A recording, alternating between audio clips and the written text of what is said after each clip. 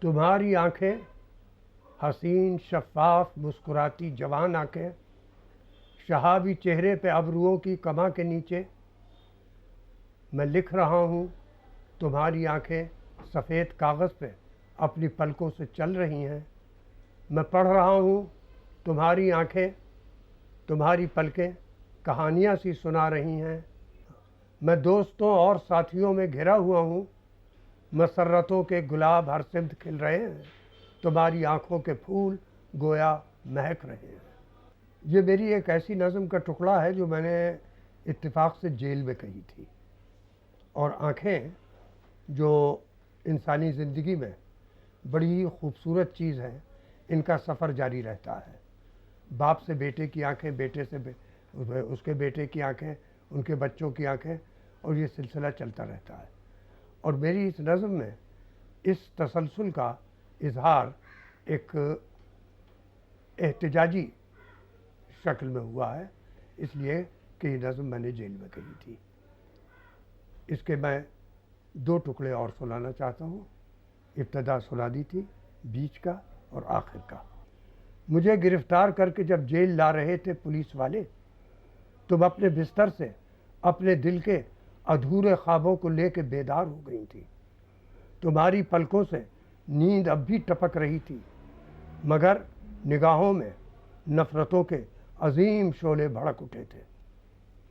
اور اس نظم کا آخری حصہ ہے: تمہاری آنکھیں جو میرے سینے میں تیرتی ہیں، کمل کی کلیاں جو میرے دل میں کھلی ہوئی ہیں، انہی سے دو اور آنکھیں بیدار ہو گئی ہیں، وہ ننھے ننھے چمکتے ہیروں کی ننھی کلیاں جو میری آنکھوں کا نور لے کر تمہارے آنچل سے جھانکتی ہیں۔ پھر اور آنکھیں، پھر اور آنکھیں، پھر اور آنکھیں، یہ سلسلہ تابد چلے گا۔ زمانے کی گود میں ستاروں کے حسن کی ندیاں بہیں گی، وہ سب تمہاری، وہ سب ہماری ہی آنکھیں ہوں گی، تمہاری آنکھیں، ہماری آنکھیں۔ میں نے آنکھوں کو مختلف طریقوں سے محسوس کیا ہے اور مختلف طریقوں سے ان کو نظم کیا ہے۔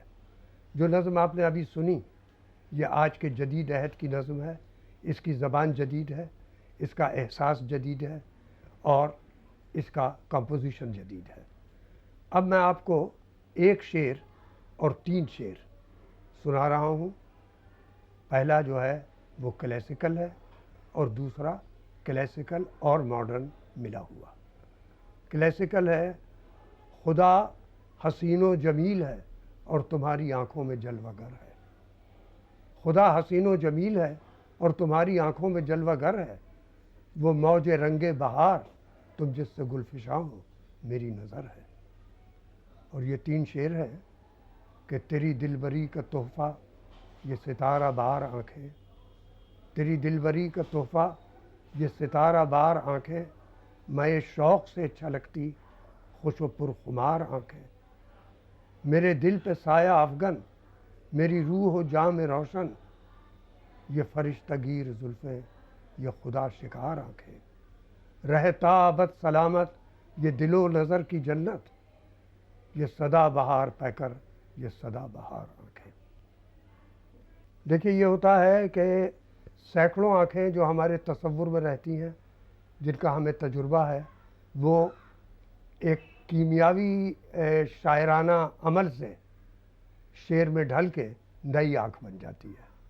تو اس آنکھ کو ہم کوئی ایک نام نہیں دے سکتے، لیکن بعض ایسی ہوتی ہیں کہ جو کسی مخصوص واقعے سے متاثر ہو کے کہی گئی ہو۔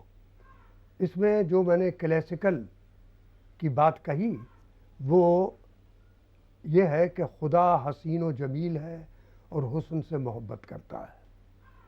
میں نے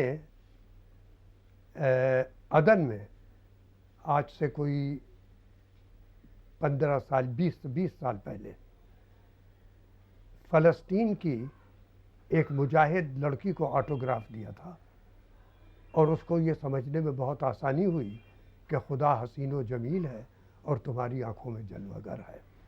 جب میں نے اس کو عربی میں سنایا کہ اللہ جمیل و یحب الجمال، تو کھلکھلا کے ہنس پڑی تو اس کا دوسرا مصرع ہو گیا کہ وہ رنگ موج بہار تم جس سے گلفشاں ہو میری نظر ہے.